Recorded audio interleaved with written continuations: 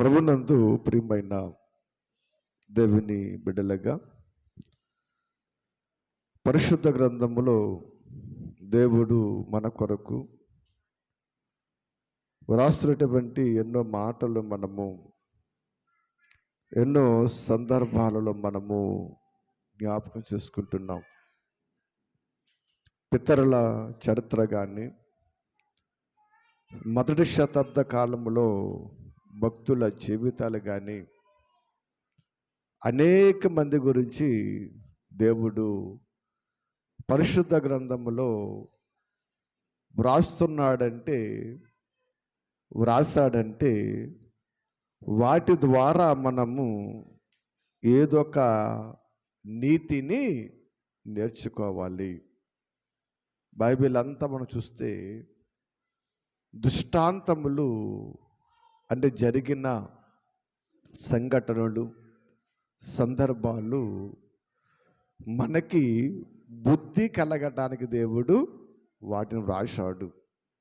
కాబట్టి చాలా జాగ్రత్తగా భక్తులు కానీ, పితరులు కానీ అనేక మంది జీవితాలను మనము పరిశోధిస్తూ దేవుని జ్ఞానాన్ని శ్రద్ధగా నేర్చుకోవలసిన వారమై ఉన్నాము. కాబట్టి ఆలోచన చేసినట్లయితే దేవుడు పరిశుద్ధ గ్రంథములో ఎన్నో సందర్భాలలో ఎన్నో మాటలు మనకు రాయిస్తూ ఉన్నాడు. ఈరోజు లూకాసు వార్త 18వ అధ్యాయము మీ అందరికీ తెలుసు. ఎన్నో సందర్భాలలో ఈ వాక్యాన్ని మనం వింటూ ఉన్నాము, ఈ వాక్యాన్ని మనం చదువుకుంటూ ఉన్నాము, నేర్చుకుంటూ ఉన్నాము. ఈ లూకాసు వార్త ఈ 18వ అధ్యాయానికి వచ్చినప్పటికీ ఇక్కడ ఇద్దరు మనుషులు మనకు కనబడుతూ ఉంటారు. ఎంతమందినమ్మా?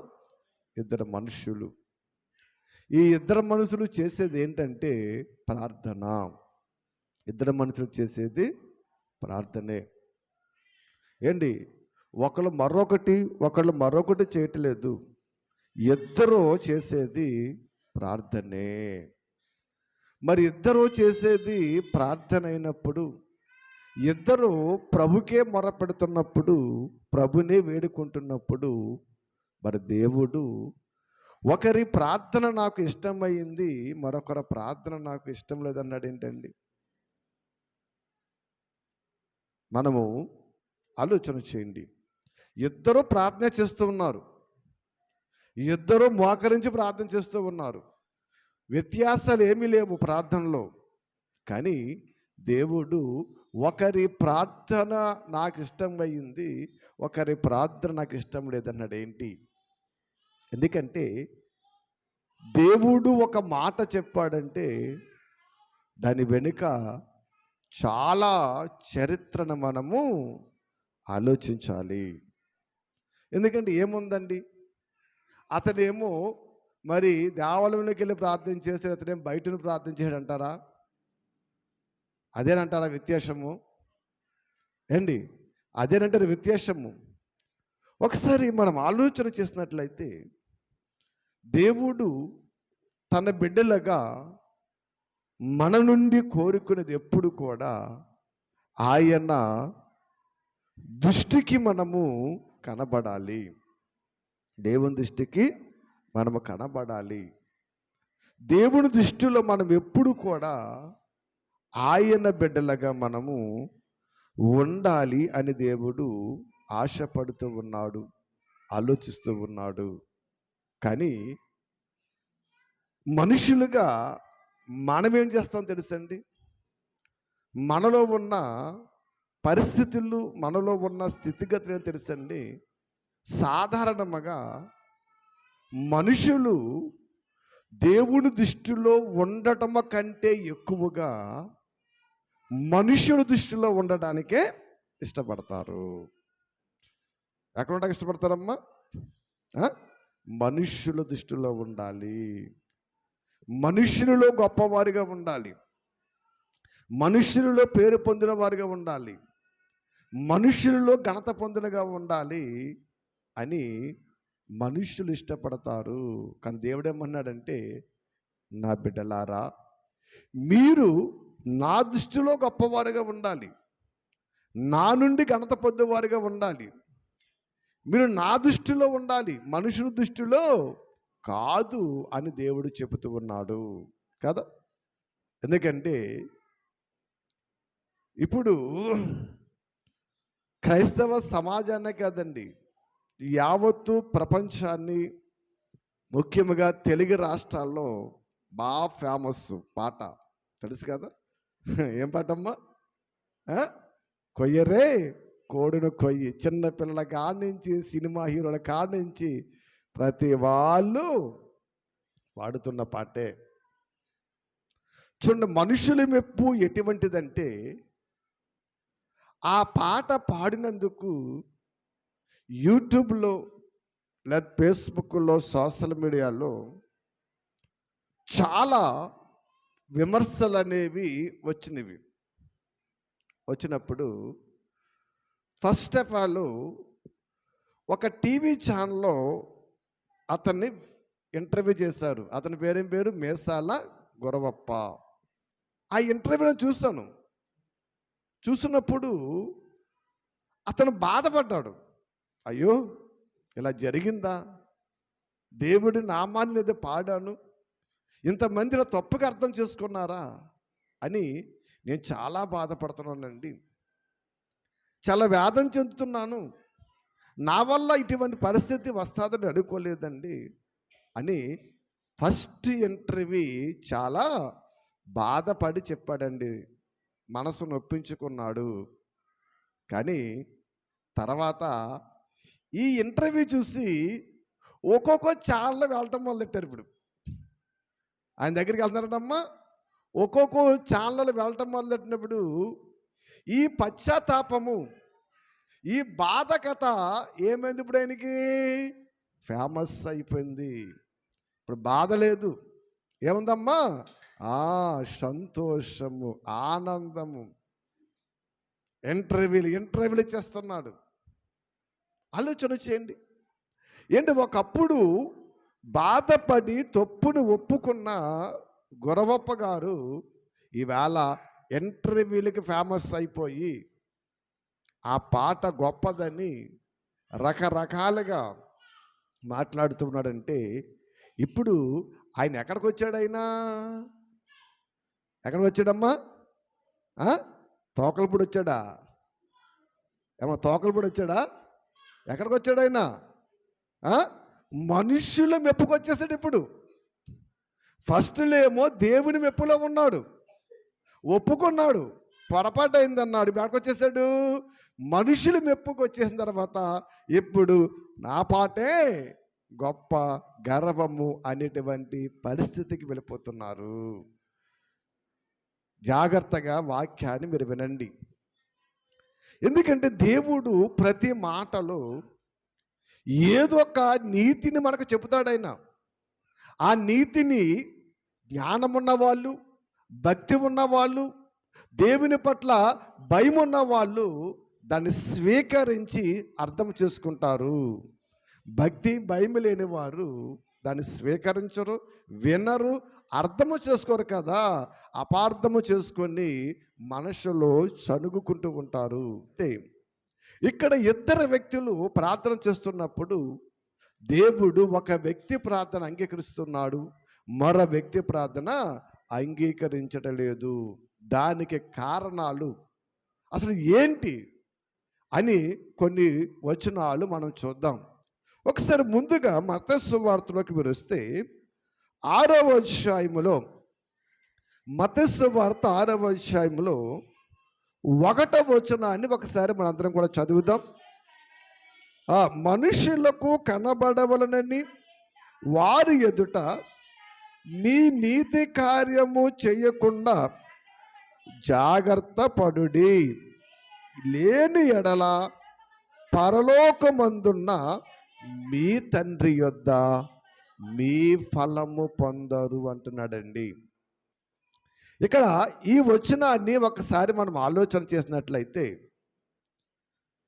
మత్తయి గారు రాస్తున్నటువంటి సువార్త పాఠ్య భాగంలో ప్రభువైన యేసుక్రీస్తు వారు చెబుతున్నటువంటి ఒక అద్భుతమైన మాటను మనం ఆలోచన చేసినట్లయితే ఈయన అంటూ ఉన్నాడు ఇక్కడ, మనుషులకు కనబడవలనని వారి ఎదుట మీ నీతి క్రియలను చెయ్యకుండా జాగ్రత్త పడాలి. ఎవరు కనబడాలంటప్ప? ఎవరు కనబడాలి? మనుషులు కనబడితే పొరపాట? మనుషులకు కనబడితే తప్ప? ఒకసారి ఆలోచన చేయాలి. ఎందుకంటే వాక్యం ఒక మాటను చెప్పిందంటే దాని భావము చాలా లోతులుగా ఉంటుంది. ఇక్కడ మనుషులకు కనబడవలనని మీ నీతి క్రియలు ఎక్కడ చేయకూడదంట? మనుష్యులు ఎదురు చేయకూడదు. ఏమవుతుందంటే అక్కడ అంటున్నాడు, అలాగ మీరు చేస్తే మీ క్రియలకు ప్రతిఫలాన్ని దేవుడు మీకు ఇవ్వడు. ఎవరికి ఇవ్వడమ్మా? మీకు ఇవ్వడు. మరి ఎవరికి కనబడేలా చేయాలి?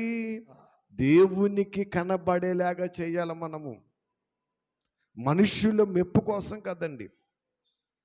ఇవాళ మనం ఆలోచన చేసినట్లయితే మనుషుల మెప్పు కోసము ఎటువంటి క్రియలైనా ఎటువంటి కార్యక్రమాలైనా మనుష్యులను లొంగ తీసుకోవడానికి ఇవాళ చాలామంది లోకములో మనుష్యులను గణపరుస్తూ ఉన్నారు, మనుష్యులను పొగుడుతూ ఉన్నారు, మనుష్యులను కొనియాడుతూ ఉన్నారు.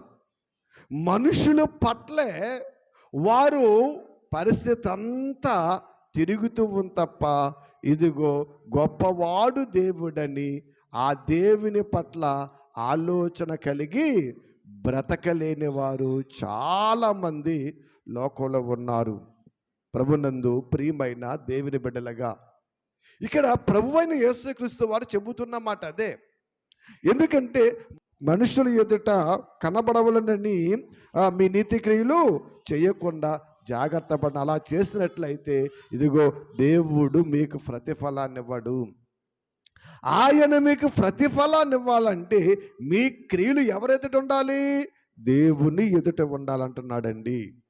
అలాగే ఇక్కడ 5వ వచనంలోకి వచ్చినప్పటికీ, మీరు ప్రార్థన చేయనప్పుడు వేషధారుల వలె చేయకూడదంట. వేషధారు ప్రార్థన ఎలాగుంటుంది?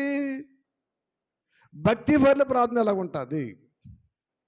ఎందుకంటే అక్కడ ఇద్దరు వ్యక్తుల ప్రార్థన, దేవుడు ఒక వ్యక్తి ప్రార్థనే అంగీకరించాడు, ఒక వ్యక్తి ప్రార్థన అంగీకరించలేదు. దాని గురించి మాట్లాడే ముందు ఈ మాటలు మీకు ఎందుకు జ్ఞాపకం చేస్తున్నా ఒకసారి మీరు ఆలోచన చేయండి. ఎందుకంటే ప్రార్థన చేయనప్పుడు వేషధారుల వలె ఉండద్దు. ఎందుకంటే వేషధారులు ప్రార్థన ఎలా ఉంటుందంట? ఎలా ఉంటుందమ్మా? మనుష్యులకు కనబడవలనని ఏంటి?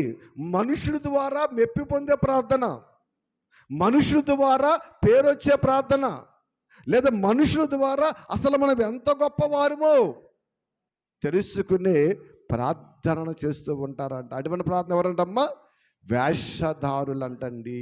వేషధారులు వేషధారులు వేషధారులు అంటే నటించేవారు.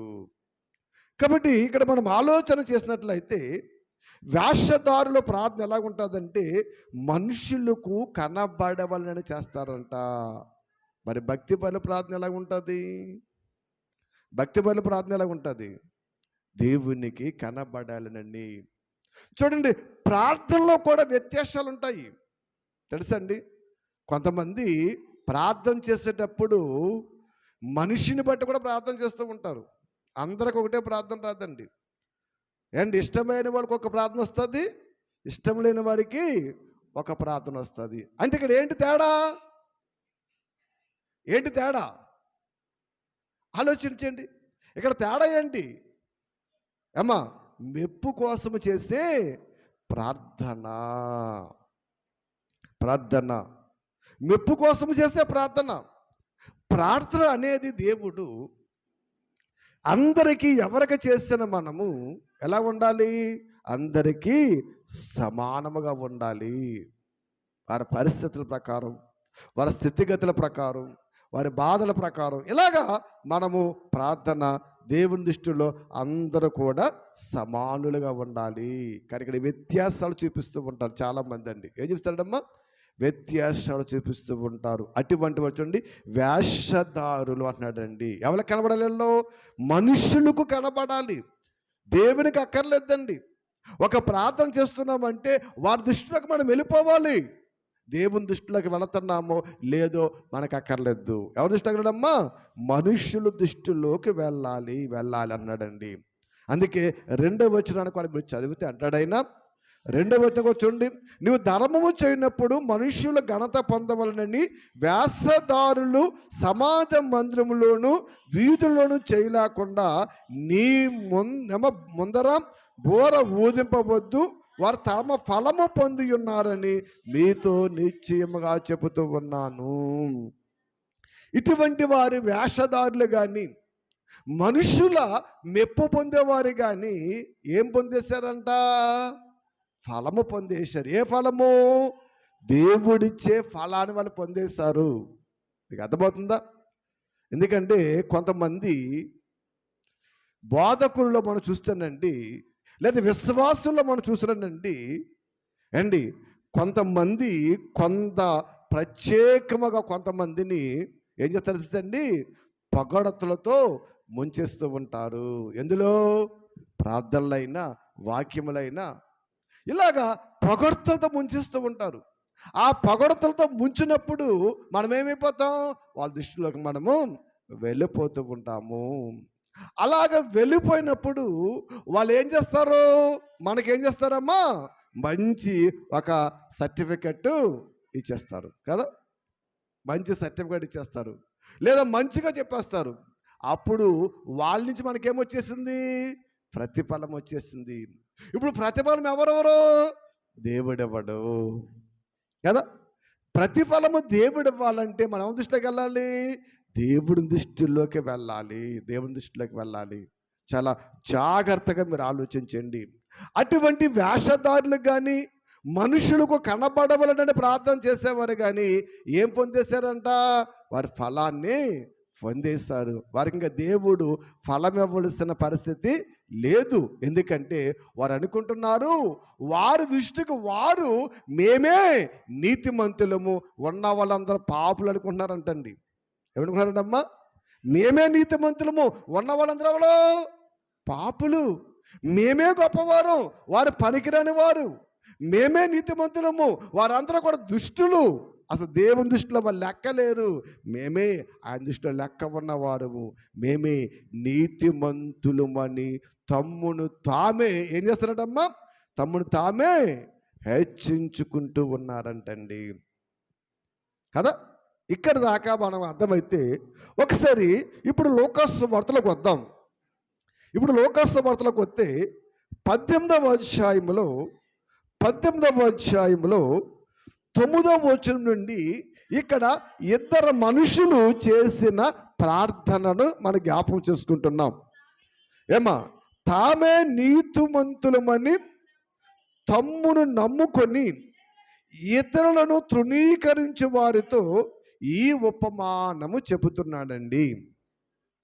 అండ్ యేసుక్రీస్తు వారు ఈ ఉపమానం ఎందుకు చెప్తున్నాడంట? ఎందుకు చెప్తున్నా తెలుసండి? అప్పటికి శాస్త్రుల్లో పరిచర్యల్లోనూ ఉన్నటువంటి ఒక విధానం అప్పుడు ఉంది, ఇప్పుడు ఉంది, ఇది ఎప్పుడూ ఉంటుంది. ఎందుకంటే వాక్యము తరతరాలకు సాక్ష్యం. ఇది మనం పోతాం, ఈ విశ్వం పోవచ్చు, అంత నాశనం అయిపోవచ్చు, కానీ నాశనం లేనిది మాత్రము ఈ జీవ వాక్యం అండి. వాక్యము ఎల్ల వేళలా ఉంటుంది, ఎప్పటికైనా ఉంటుంది. ఆలోచన చేయండి. నిజంగా ఈ బైబిలు ఎప్పటి నుంచి మనం వివరించుకుంటున్నామండి? ఆమె ఎప్పటి నుంచి? మన తాత ముత్తాతల కాలం నుంచి ఎప్పటి నుంచో ఈ బైబిల్ వివరించుకుంటున్నాము. ఎన్నిసార్లు వాక్యం వింటున్నాం? ప్రతి ఆదివారం వింటున్నాం, శుక్రవారం వింటున్నాం, సభల్లో వింటున్నాం, టీవీలో వింటున్నాం, నేను ఫోన్లో వింటున్నాం. ఎన్నిసార్లు ఎక్కడెక్కడ వాక్యం విన్నా మరలా ఏమవుతుంది మనకి? వినాలనిపిస్తుంది. అనిపిస్తుందా? కొత్తదనం అనిపిస్తుందా? ఏండి ఇప్పుడు ఒక సినిమాని మీరు చూశారు, ఫస్ట్ సారి చూశారు, ఎలా ఉంది? బాగుంది. రెండోసారి చూస్తారు, మూడోసారి చూస్తారు, ఇంకా నాలుగోసారికి వచ్చాడు ఏమవుతుంది? ఎలా ఉంటుందమ్మా? కొత్తదనం ఉంటుందా? కొత్తదనం ఉండదు. ఒకవేళ నాలుగోసారి సినిమా చూసిన మనము కొత్తగా వచ్చి సినిమా వాడు వచ్చాడనుకోండి, ఇద్దరు పక్కన కూర్చున్నారనుకోండి, సీన్ రాకముందు వాడు చెప్పేస్తాం మనం. ఆ సీన్ రాకముందే వాడికి చెప్పేస్తాం. వాడికి కొత్తదనంగా ఉంటుంది, మనకి ఎలా ఉంటుంది? పాతదే. కానీ జీవవాక్యము ఎన్ని సంవత్సరాలు చదివినాం, తరతరాలు వివరించుకున్నా ఎప్పుడు మనకి ఎలా ఉండదమ్మా? కొత్తదనం. ఇక్కడ కూర్చున్న మీ అందరూ ఏమనుకుంటా తెలుసండి? ఇక్కడ కూర్చున్న మీరందరూ కూడా ఈ వాక్యము మాకు తెలిసిలే అనుకోరు. ఈవేళ ఏ వాక్యము కొత్తది వస్తుంది అంటారు? అసలు ఏ మాటలు మనతో మాట్లాడుతున్న దేవుడు అని ఆసక్తి ఉంటుంది, ఉండదా? ఉంటే అదృష్టవంతులే. ఏదైతే ఏంటంటే వాళ్ళు మనం ఏం చేయలేం కదా. చూడండి, వాక్యము అటువంటి మధురము కలది, మాధుర్యము కలది. ఎవరికి? మనస్సు పెట్టి వినేవారికి. మనసు లేకుండా వినేవారికి ఏదైనా ఒకటే, అంతే కదా. రుచి తెలియని నాలుకకు ఏ కూర అయితే ఏముంది?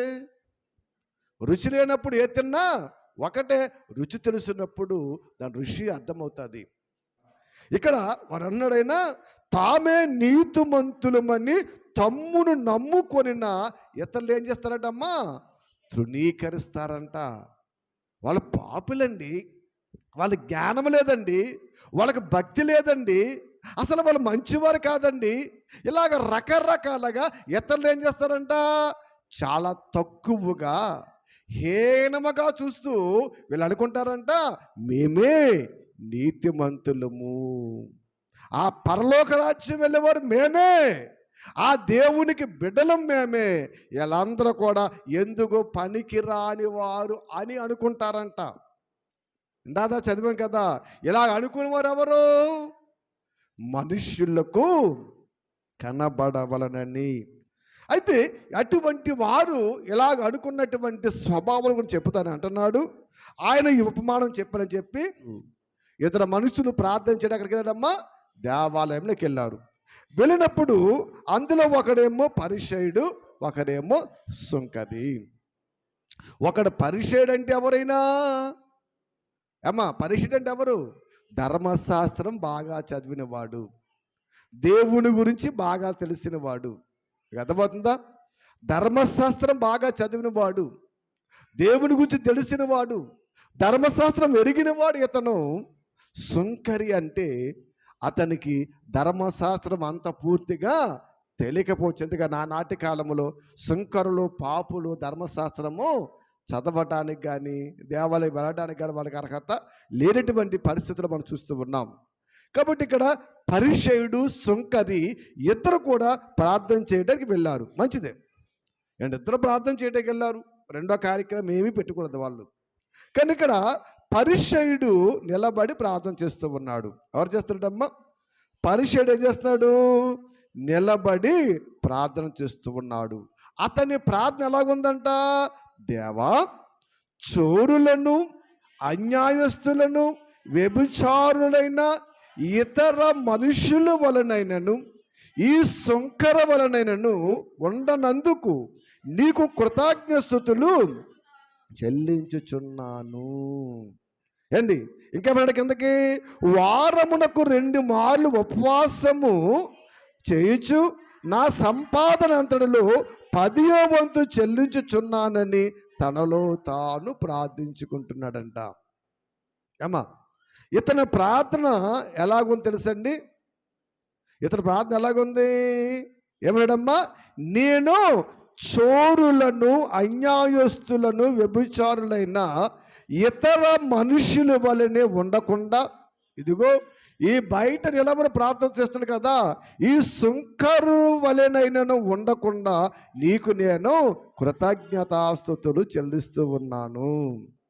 అని దేవునికి చెబుతున్నాడండి. ఏమండి, ఇక్కడ మనం ఒకటి ఆలోచించాలి. దేవుడికి మనము ఎలాంటి వారమో దేవుడు చెప్పాలా? చెప్పాలా? ఏంటి, దేవుడికి నీ క్యారెక్టర్ గురించి చెప్పాల్సిన అవసరం లేదు ఆయనకి. ఎందుకని?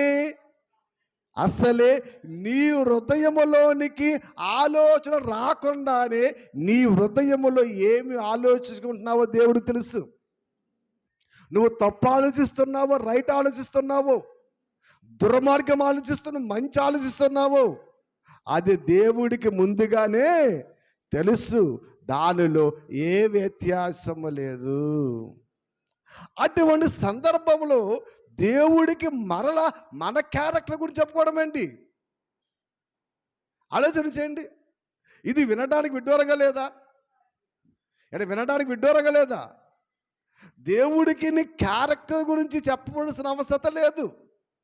ఏంటి, ఒక వైద్యుడి దగ్గరికి మనం వెళ్ళినప్పుడు ఆ వైద్యుడి దగ్గరికి మనం ఏం చెప్పాలి? అమ్మా, మన రోగాన్ని చెప్పాలి, మన బాధను చెప్పాలి. అంతేగాని ఏ మెడిసిన్ రాయాలో వైద్యుడికి మనము చెప్పకూడదు. చెప్తే ఏమంటాడు? జ్ఞానం ఎందుకయ్యా, అని వెళ్ళు వైద్యం చేసుకు అంటాడంటరా. చాలా సందర్భాల్లో మనకు ఎవరికైనా దెబ్బలు తగిలినప్పుడు, ఎవరికైనా ఏదైనా జరిగినప్పుడు డాక్టర్ గారు ఉండగానే గొప్ప మనం వెళ్ళిపోయి మన ఆతృత కొలిది ఏదో చెప్పుతూ ట్రీట్మెంట్ చేస్తూ ఉంటాం. అటువంటి సందర్భంలో వైద్యులు వచ్చినట్టు ఏమంటారు? మీరు చేసుకోవాలి, వెళ్ళిపోతాం అంటారంటరా. అంటే వైద్యుడి దగ్గర రోగాన్ని చెప్పాలి, దాని పరిష్కారాన్ని మనం చెప్పకూడదు. పరిష్కారాన్ని మనం చెప్పకూడదు. పరిష్కారం ఎవరివ్వాలి? వైద్యుడు ఇవ్వాలి. ఆ పరిష్కారం మందులు అన్నీ నీకు తెలిస్తే ఇంకా వైద్యుడి దగ్గర నీ వెళ్తాం ఎందుకు? ఇంటికాడకు వచ్చి ఆ మందులు తెచ్చుకొని నీ వేసుకోవచ్చు కదా, దాంతో పని లేదు. వైద్యుడు ఎవరికి కావాలి? రోగముగా ఉన్నవాడు కాదు, రోగానికి ట్రీట్మెంట్ తెలిసిన వాడికి వైద్యుడు అక్కర్లేదండి కదా. ఇక్కడ ఈ పరిచర్య ప్రార్థన ఎలాగా ఉంది? నీ నీతిని, నీవు ఎటువంటి వాడవో, నీ క్యారెక్టర్ ఎటువంటిదో నువ్వు దేవుడికి చెప్పక్కర్లేదు. ఆయనకు అన్నీ తెలుసు, ఆయనకు అన్నీ తెలుసు. ఇలాగా దేవుడికి నువ్వు చెబుతున్నావంటే నీ దృష్టిలో ఏముందంటున్నాడు ఆయన? ఇతర మనుషులను తృణీకరిస్తూ ఉన్నారు. ఏం చేస్తాడమ్మా? ఇతర మనుషులు తృణీకరిస్తూ ఉన్నావు. ఒకని కంటే ఒకడిని బైబిలు ఘనముగా ఎంచమంది తప్ప తక్కువగా చూడమని ఎక్కడా చెప్పలేదు బైబిల్ అండి. అందలేదా? ఒకని కంటే ఒకడిని హీనముగా చూడకూడదు. చూస్తే అది దైవ లక్ష్యము కాదు, క్రైస్తవుడిగా నీకు తగినది కాదు. ఎందుకు ఈ సుంకరి ప్రార్థన ఆలకించాడు, ఈ పరిచర్య ప్రార్థన దేవుడు ఆలకించలేదు? మనం బాగా ఆలోచన చేయాలి. పైగా ఏమంటున్నాడు? వారానికి 2 మార్లంట ఉపవాసం ఉంటున్నాడంట, దశమ భాగం ఇస్తున్నాడంట. వీడు దశమ భాగం ఎవడకు కావాలి? వీడు ఉపవాసం ఎవడకు కావాలి? దేవుడికి కావలసింది నీ దశమ భాగాన్ని ఉపవాసం కాదు, నీ బ్రతుకు కావాలి. మార్పు చెందిన నీ జీవితం కావాలి ఆయనకి. ఆయనకి నువ్వే కావాలి. ఆయనకి కావలసి నువ్వు కావాలి. నీతిమంతుడిగా, పరిశుద్ధుడిగా నువ్వు ఆయనకి కావాలి. నీ దశమ భాగం ఆయన కావాలా? ఏంటి, నీ ఉపవాసం ఆయన కావాలా? ఏంటి, సమస్త సృష్టి ఆయనదండి. ఆయనకి ఈ సృష్టి ఆయనది, ఇందులో సమస్తం ఆయనది. ఆయనకు కావలసింది ఈ లోకములో ఏది అక్కర్లేదండి, మనము కావాలి. మలినము లేకుండా పరిశుద్ధముగా మన బ్రతుకు కావాలండి, ఆయనకి కావాలి. ప్రభునందు ప్రియమైన దేవుని బిడ్డలుగా మనం ఆలోచన చేసినట్టయితే ఇక్కడ ఈ సుంకరి ప్రార్థన కంటే ఈ పరిచర్య ప్రార్థన ఎలాగుందండమ్మా? ఇక్కడ ఈడు దేవుడి మీద భక్తితో చేస్తున్నాడా, సుంకరి మీద ద్వేషంతో చేస్తున్నాడా? చెప్పాలి మీరు. దేవుడి మీద భక్తితోనా? కాదు, సుంకరి మీద ద్వేషంతో చేస్తున్నాడు. ఈ సుంకరి వలనైనా నేను ఉండకుండా, అలాడమ్మా, ఈ సుంకరి వలనైనా నేనుండకుండా నీ ప్రార్థన చేసుకో. మన సుంకరి జోలు నీకెందుకు? మీకు అర్థమవుతుందా వాక్యము? నీ ప్రార్థన చేసుకో, సుంకరి జోలు నీకెందుకు? ఈ సుంకరి వలన నిండకుంటే అంటే సుంకరుడు మంచివాడో కాదో ఈడే చెప్పేస్తున్నాడు. ఇంకా దేవుడు ఎందుకు? ఆలోచన చేయండి. కాబట్టి ఇక్కడ ఇతరులను తృణీకరించేటువంటి ప్రార్థన అంటే నేనే గొప్పవాడిని, వీళ్ళందరూ కూడా ఎందుకు పనికిన వారు, నేనే భక్తివాడు, నేనే నీతిమంతుడిని, ఈ సుంకరి పాపి అనే ప్రార్థన ఈ పరిసయ్యుడు చేస్తూ ఉన్నాడు. కాబట్టి ఇతరులను తృణీకరించకూడదు. బైబిల్ ఎప్పుడు కూడా ఏమంటుందమ్మా, ఒకని కంటే ఒకడు ఘనముగా ఉంచుకోవాలి. అందరూ సహోదరులుగా, దేవుని బిడ్డలుగా, పరిశుద్ధులుగా ఆయన పరలోకం మనందరం కూడా చేరాలి అని చెబుతూ ఉన్నాడు. సామెతల గ్రంథములో 11వ అధ్యాయములో 12వ వచనంలో సొలొమోను గారు ఈ ఒక మంచి మాట చూడండి. తన పొరుగు వానిని తృణీకరించేవాడు బుద్ధి లేనివాడంటండి.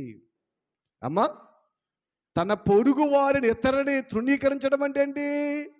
తక్కువగా చూడటము, ఎన్నిక లేని వాడిగా చూడటము, పనికిరాని కూడా చూడటము, లేకపోతే వారి పాపులను మనమే డిసైడ్ చేసేయడము. ఇటువంటి వారంటండి ఏమి లేదంట మనకమ్మ, బుద్ధి లేదు. బుద్ధి లేదు అంటే ఏమి లేదు? జ్ఞానము లేదు. దేవుని జ్ఞానము, దేవుని జ్ఞానము లేదు.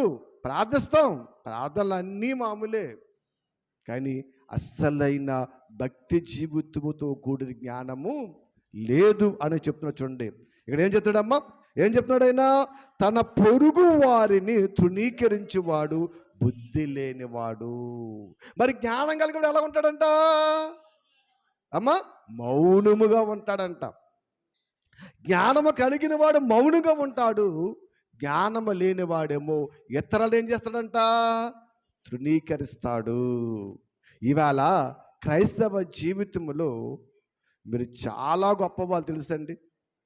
బోధకుల కంటే విశ్వాసులు చాలా గొప్పవారు. ఎందుకంటే మీకు ఈ బాధలు లేవు. ఇలా బయటికి వెళ్ళదంటే సంఘాలలో ఏంటి ఒకడంటే ఒక్కడికి పడద పరిస్థితులు, చాలా భయంకరమైన పరిస్థితి. ఏంటి తన పొరుగు వాడు తృణీకరించేవాడు జ్ఞానము లేనివాడే. బైబిల్ చెప్తుంది, నేను చెప్పే మాట కదండి. జ్ఞానము కలిగిన ఉంటాడమ్మా, మౌనముగా ఉండి ప్రభు సన్నిధిలో మనము మన గురించి, మన ప్రవర్తన గురించి, మన కుటుంబం గురించి, బ్రతుకు మారాలి, పాపిని ప్రభువా అని మనం ఎప్పుడు కూడా మన గురించి మన ప్రార్థన చేసుకోవాలి. కానీ ఈ పరిశీలన ప్రార్థన ఎలాగుంది? పరిశీలన ప్రార్థన ఎలాగుంది? ఈ సుంకరి పాపి ప్రభువా, నేనే నీతిమంతుడిని, నేనే గొప్పవాడిని, ఇదిగో నేను కాబట్టి నీ సన్నిధికి నేను ఏమిస్తాడమ్మా, దశమ భాగం ఇచ్చేస్తున్నాను. నీ సన్నిధికి నేను 2 మార్లు ఉపవాసం ఉంటున్నాను. నేను వ్యభిచారము చేయటం లేదు, దొంగతనము చేయటం లేదు, జారుల వల్ల ఉండడం లేదు. నీ పెదవుతో నువ్వు చెప్పొచ్చు, నీ వ్యభిచారము కాదు, దొంగతనము కాదువు, జారువుడు కాదువు, కానీ నీ అంతరంగంలో అంతా ఎవరు తెలుసు?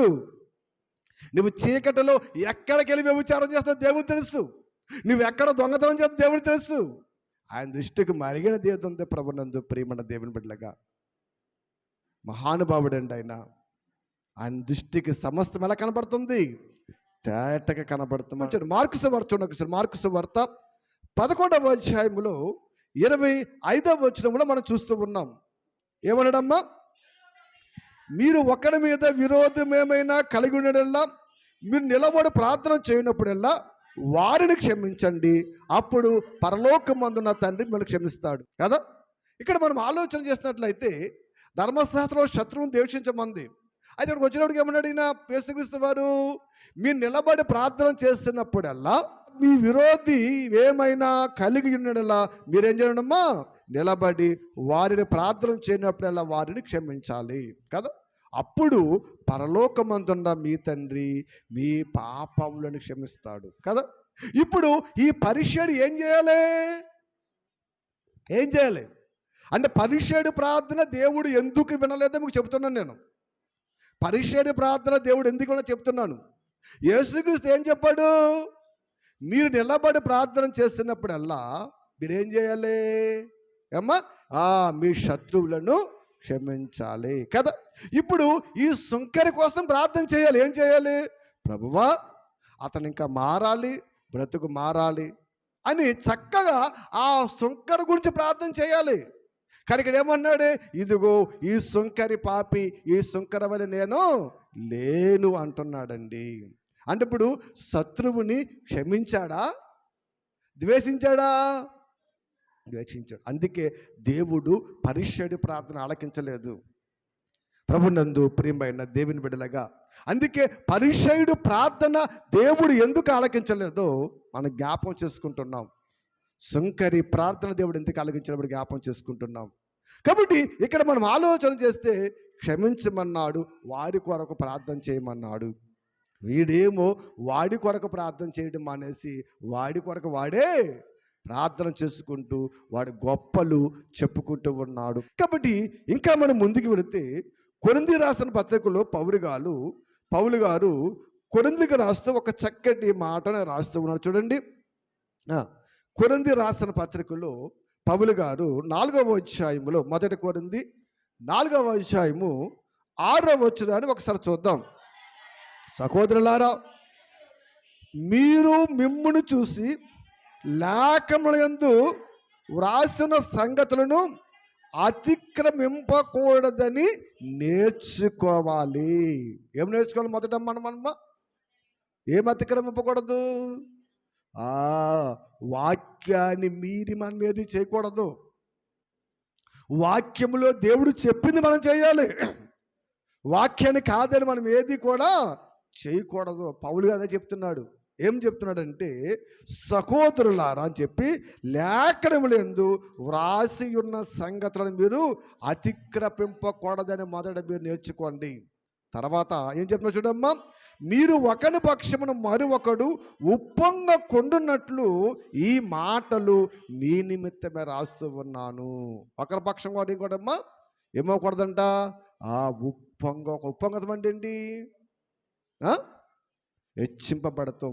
ఇప్పుడు ఈ సుంకరి కంటే ఈ పరిచయుడు ఏమవుతున్నాడు? ఇప్పుడు హెచ్చింపబడుతున్నాడు.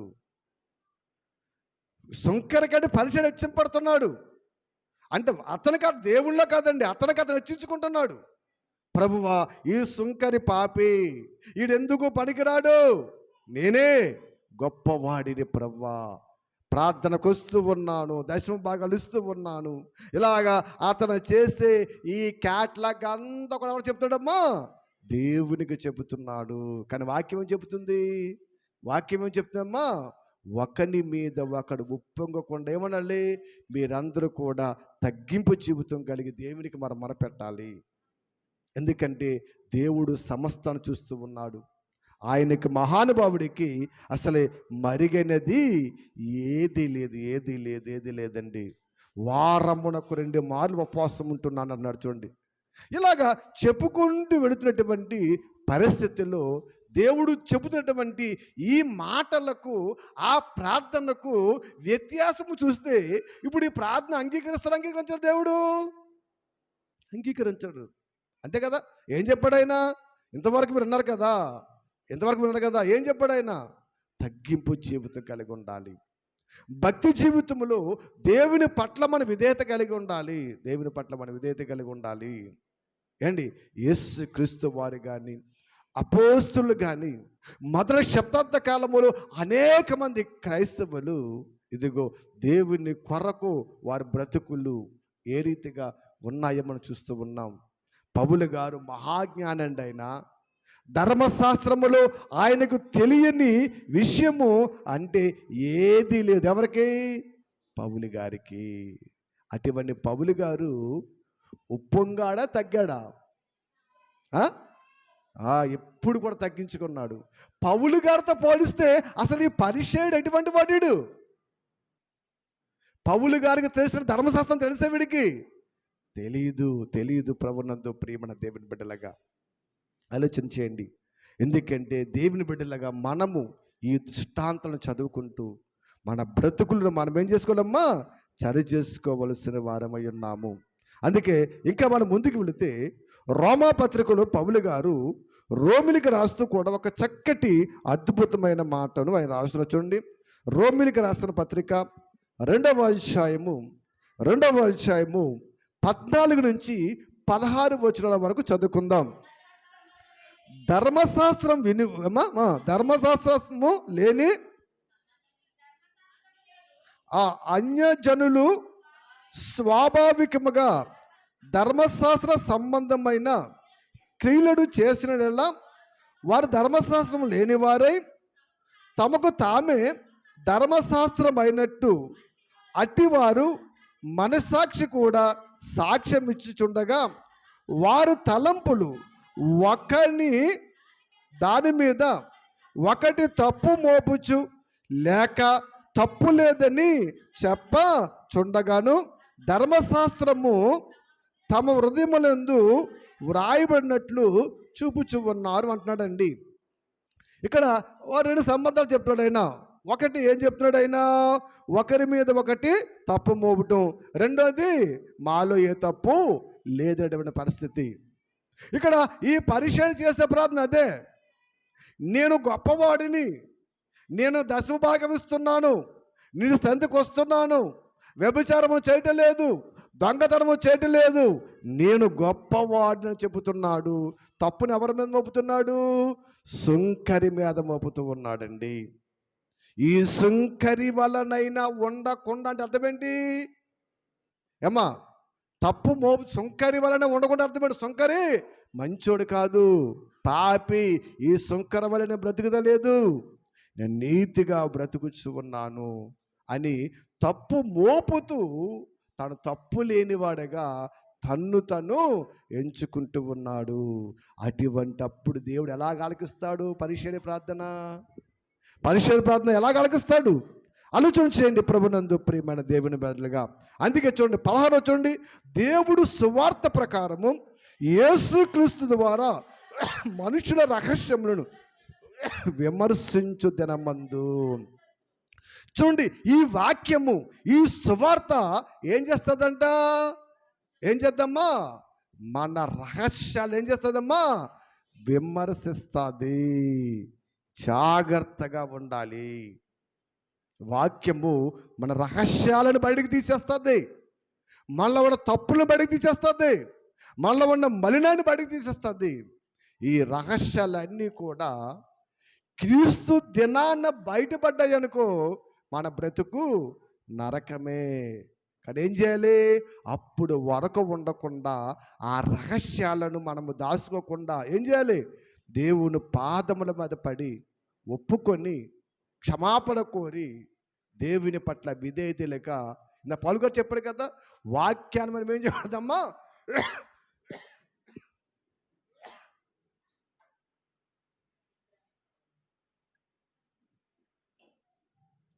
నా పాలుగారు చెప్పాడు కదా, ఏం చేయాలి మనము?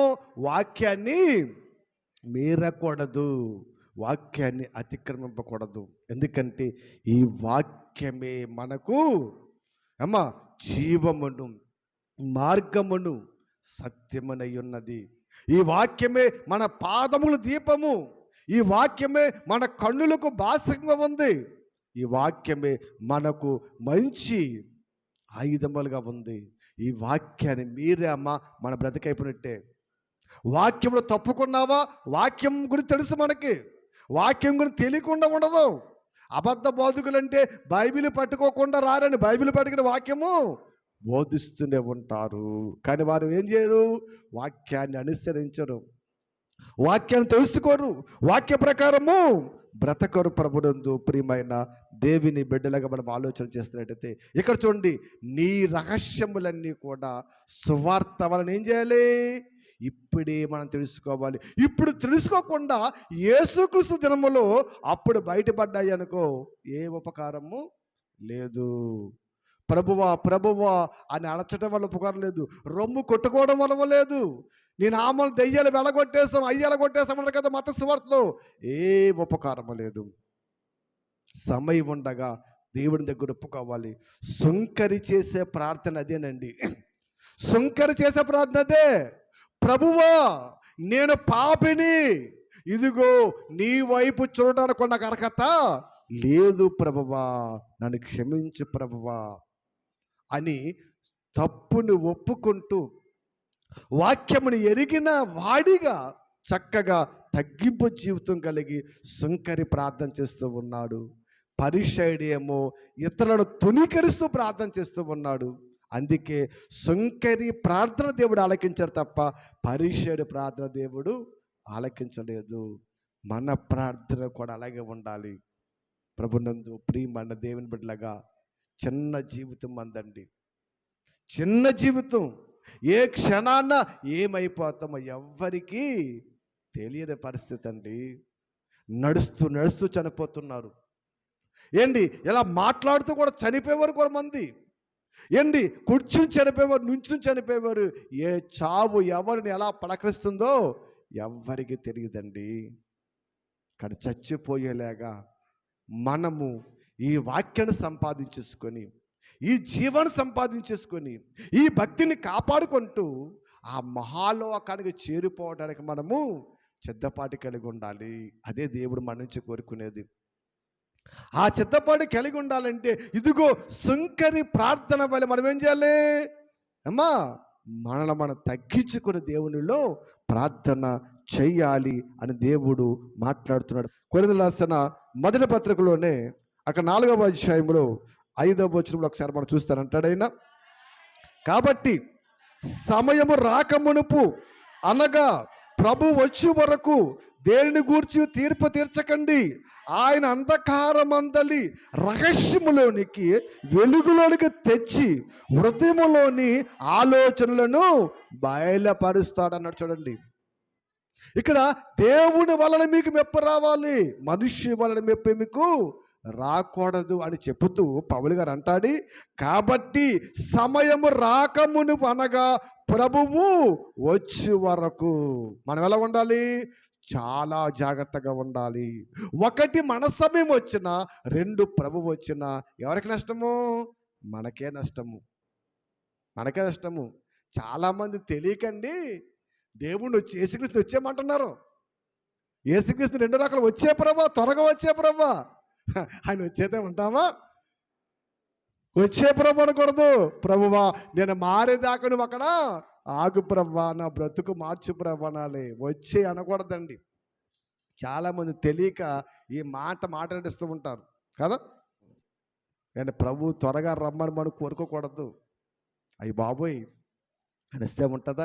అదేనండి పౌలు గారు, ఇదిగో సమయము రాకముని అనగా ప్రభువు వచ్చే వరకు మనం చాలా జాగ్రత్తగా ఉండాలి. ఎందుకంటే ఆయన అంధకారమందలి రహస్యాలన్నీ కూడా ఏం చేస్తాడంట? అనుకుంటున్నావు నేను చీకట్లో చేసిన ఎవరికి తెలియదు అనుకుంటున్నావు, నేను రహస్యంగా చేసిన ఎవరికి తెలియదు అనుకుంటున్నావు. నాకే తెలుసు, మాకే తెలుసు అనుకుంటాము. లేదు, నీ అంధకారములు ఎన్ని రహస్యాలు చేసావో అన్నీ ఎవరు తెలుసంట? ప్రభువుకు తెలుసు. దేవుని దగ్గర దాయడానికి ఏమీ లేదు. ఆయన దగ్గర యూనివర్సల్ స్క్రీన్ ఉంది. ఆయన ఇక్కడ జరిగే ప్రతి సన్నివేశం ఆయన కనబడుతుంది. ప్రభునందు ప్రియమైన అంధకారమంద రహస్యములన్నీ కూడా ఆయన బయటకు తెస్తాడంట. కాబట్టి మనం ఎలా ఉండాలి? చాలా జాగ్రత్తగా ఉండాలి. శాస్త్రుల వల్లే పరిచయుల వల్లే మనం ఉండకూడదు. ఎందుకంటే శాస్త్రుల పరిచయ జీవితం వేరు, క్రైస్తవులుగా మనం బ్రతుకు వేరండి. దేవుని బిడ్డలుగా మన బ్రతుకు వేరు. ఏంటి శాస్త్రుల పరిచయ బ్రతుకు ఎలాగుంది ఒకసారి చూడండి. మత్తయి సువార్త 0 కూడా సంబంధం ఎన్నో అధ్యాయమమ్మా? 23వ అధ్యాయము 27, 28 చదువుతుంది ఒకసారి. అయ్యో వేషధారులైన శాస్త్రులారా, పరిసయ్యులారా, మీరు సున్నము కొట్టిన సమాధులు పోలి ఉన్నారు. అవి వెలుపల శృంగారముగా అనబడును గాని లోపల చచ్చిన వారి ఎముకలతో ఉందంటండి. ఈ శాస్త్రులు పరిచయం ఎలా ఉన్నారంట? వెలుపల ఎవరండమ్మా? శృంగారముగా అర్థం చేస్తండి. పైకి మేమే భక్తులము, మేమే నీతిమంతులముగా ఉన్నారంట. కానీ హృదయాన్ని చూస్తే ఎలాగుందంట? కంపు కొట్టేస్తున్నాడు దేవునికండి. హృదయాన్ని చూస్తే దేవుని కంపు కొడుతుందంట. పైకి ఎలా కొన్నారంట? అయ్యి బాబోయ్, వీళ్ళకన్నా భక్తి పరులు ఉంటారా అనిపిస్తుందంట. చూడండి, తామే నీతి మంతులమని మీరు అనుకుంటున్నారని చెప్తారు. చూడండి, సున్నము కొట్టిన సమాధులను పోలి ఉన్నారయ్యా మీరు. అలాగ మనం ఉండకూడదు. ఈ పరిసయ్యుడు అలాగే ఉన్నాడు. పైకేమో చాలా నీట్గా కనబడుతున్నాడు, లోపలంతా ఏముందమ్మా? సుంకరి మీద ద్వేషము, సుంకరి మీద అసూయ. సుంకరిని తప్పుగా ఎంచుతున్నాడు, ఇతనేమో నీతిగా ఎంచుకుంటున్నాడు. కాబట్టి ఇంకా మీరు 28 కూడా చదవండి. అలాగ మీరు వెలుపల మనుషులు నీతిమంతులుగా కనబడుచున్నారు, కానీ లోపల అంతేముందయ్యా? వేషధారణ, అక్రమమే కాదా? ఏముంది హృదయములు అంటున్నాడండి. యేసుక్రీస్తు వారి శాస్త్రాలను చూసి మీరు సున్నము కొట్టిన సమాధులు అని చెబుతున్నాడు. సమాధి పైకి ఎలా చక్కగా అందముగా కనబడతాదో, లోపల ఆ ఎముకలు కుళ్ళిపోయి, శరమము కుళ్ళిపోయి తీస్తే ఏం కొడుతుంది? కంపు కొడుతుంది. మొన్న కూడా ప్రబుద్ధుడు కూతురు చచ్చిపోయింది. ఎవరు చచ్చిపోయారమ్మా? కూతురు చచ్చిపోయింది. చచ్చిపోయిన కూతురి మీద ప్రేమ పోక చచ్చిపోయిన కూతురిని పెట్టిలో పెట్టి సమాధి చేసేటప్పుడు అంటండి, అందులో కెమెరా పెట్టి ఆ ఏం జరుగుతుందో బయట చూస్తున్నాడంట. జనం ఇటువంటి జనం, పెచ్చ జనం, మధ్యాహ్నమా. చచ్చిపోయిన సమాధిలో పెట్టి ఎలా ఉంటుంది? ఇది ప్రేమ తగలయ్యా అది ఎలాగో చూడండి. కూతురు చచ్చిపోయింది, ప్రేమ ఉంది, తప్పలేదు. ఎందుకంటే బిడ్డలంటే ఎవరికైనా ప్రేమే. ఎంత దుర్మార్గుడు మన కడుపుని పుట్టినా, వాడు ఎంత దుర్మార్గుడైనా సరే చచ్చిపోతే ఏ తల్లిదండ్రులకైనా ప్రేమ ఉంటుంది, కానీ ద్వేషము ఉండదండి. ఎందుకని కన్న ప్రేమ. మోసాము, వాడిని పెంచాము, వాడి కోసం రెక్కలు మొక్కలు చేసుకుని నిద్ర హాడలు మనం ఉన్నాం. ఆ ప్రేమ ఎక్కడికి పోతుంది? ఏంటి, కూతురు చచ్చిపోతే పెట్టిలో కెమెరా పెట్టాడంట. ఏమవుతుంది? చచ్చిపోతే పెట్టిలను కుళ్ళిపోతుంది. ఆ శరీరము పురుగులు తింటూ ఉంటే, ఆ శరీరము కుళ్ళిపోతూ ఉంటే అసలు మనం చూడగలమా? చచ్చిపోయిన బాధ కంటే కూతురు శరీరము ఇలాగా పురుగులు తినేస్తాను ఇంకెంత బాధగా ఉంటుంది? ఎంత బాధ ఉంటుంది? అటువంటి జనం ఉన్నారండి. ఆలోచన, అది కంపు కుళ్ళిపోతుంది, పురుగులు చేస్తే కంపు కొట్టేస్తుంది. అదే చెప్తున్నాడు, అయ్యా మీరు మనుషులకు నీతిమంతులుగా కనపడుచున్నారు, కానీ లోపల ఎలాగుందటమ్మా? లోపల ఎలాగుంది? వేషధారణ, మొత్తం వేషధారణే, అక్రమముతో నిండి ఉన్నారయ్యా. అటువంటి ప్రార్థన దేవుడు ఆలకించడండి. దేవుడు ఆలకించాలంటే నీ హృదయం నెమ్మదిగా ఉండాలి. నీ కొరకు ప్రార్థన చేయాలి, నీ సంఘము కొరకు ప్రార్థన చేయాలి, విరోధుల కొరకు ప్రార్థన చేయాలి, శత్రువుల కొరకు ప్రార్థన చేయాలి. సాధ్యమైతే సమస్త మనుషుల కొరకు నువ్వు ప్రార్థన చేయాలి. మారాలి, మార్పు చెందాలి, చక్కగా బ్రతకాలి అని మనం ప్రార్థన చేయాలి. ప్రభునందు ప్రియమైన దేవుని బిడ్డలాగా ఆలోచన చేయండి. సుంకరి ప్రార్థన దేవుడు ఆలకించడం కారణము ఆయన తగ్గించుకొని, అయ్యా నేను పాపిని అని ఒప్పుకుంటున్నాడు. పరిసయ్యుడు ప్రార్థన ఆలకించకపోవడం కారణము తన్ను తాను హెచ్చించుకొని సుంకరిని ఏం చేస్తున్నాడు? అతను తృణీకరిస్తూ ఉన్నాడు. కాబట్టి ఆలోచన చేయండి. ఇతను ఎలాగున్నాడమ్మా? సున్నము కొట్టిన సమాధి.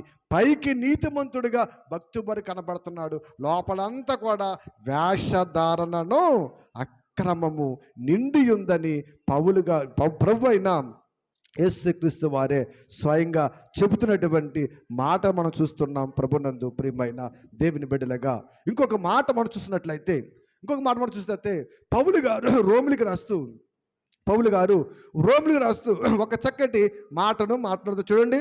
రోమపత్రిక 3వ అధ్యాయము ఒకసారి 4వ వచనాన్ని కూడా మనం చూద్దాం. చూడండి, నీ మాటలలో నీవు నీతిమంతుడిగా తీర్చబడినట్లు నీవు వ్యాజ్యమాడినప్పుడు గెలుసునట్లు అని వ్రాయబడిన ప్రకారము ప్రతి మనిషి కూడా ఏమైపోతాడమ్మా? అబద్ధికుడు అయిపోతాడంట. ఇక్కడ మనం ఆలోచన చేసినట్లయితే, దేవుని పరిశుద్ధ గ్రంథంలో చెప్తున్నటువంటి మాట మనం ఆలోచన చేసినట్లయితే, మన మాటలలో మనం ఏమవకూడదంట? నీతిమంతుడిగా మనం తీర్చుకోకూడదు. ఎవరు తీర్చాలి మన నీతిమంతుడని? దేవుడు తీర్చాలి.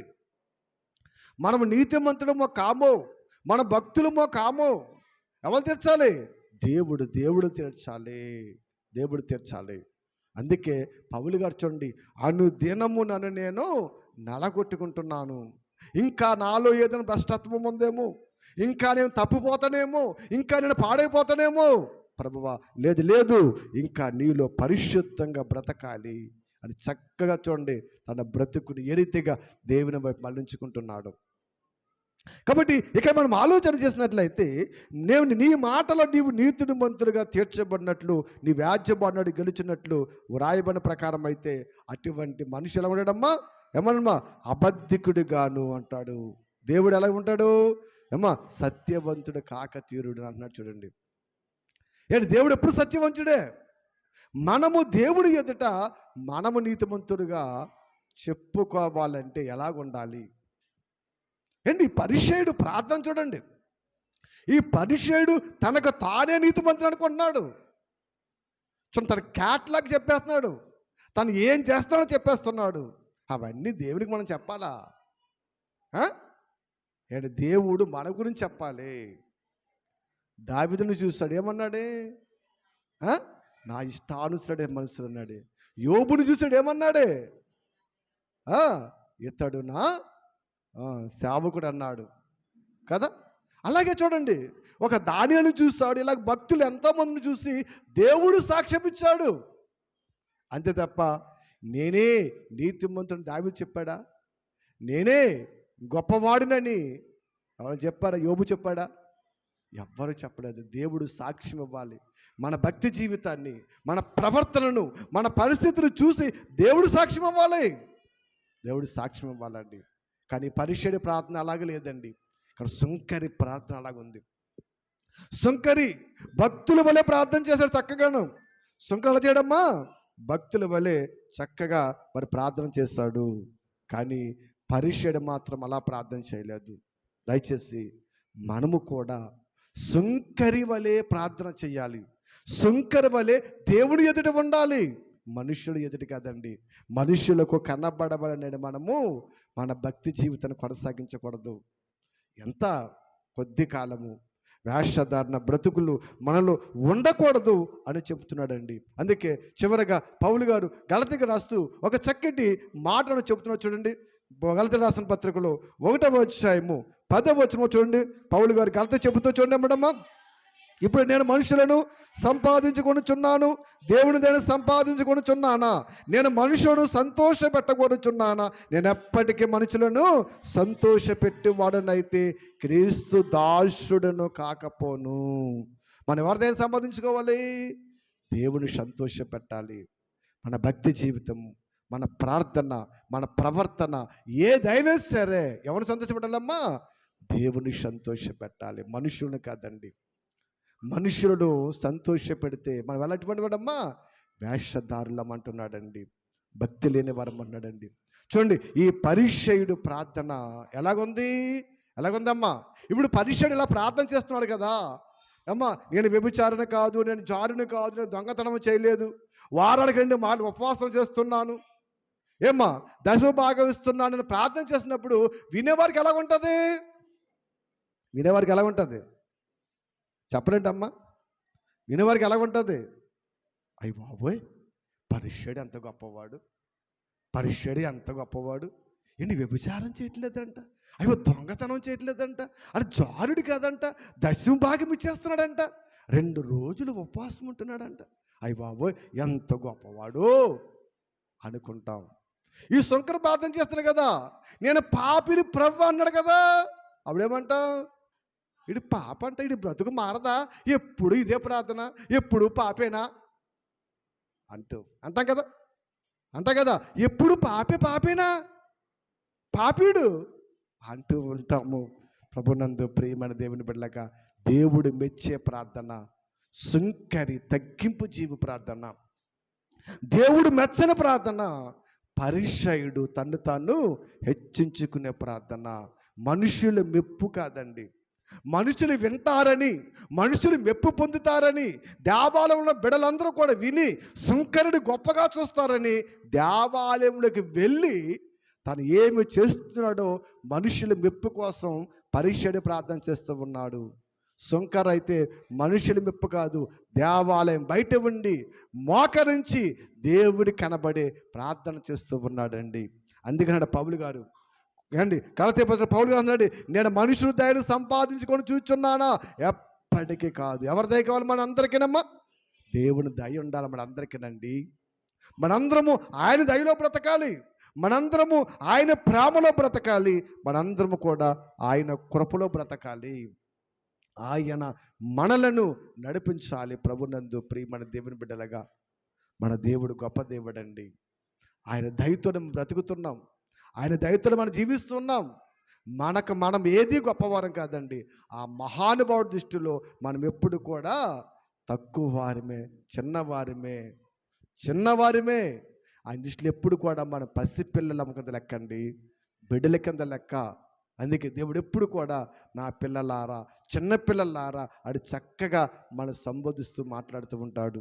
అటువంటి మహానుభావుడు, అటువంటి మహోన్నతుడు దృష్టిలో మనము శంకరి ప్రార్థన వలె మన ప్రార్థన ఉండాలి.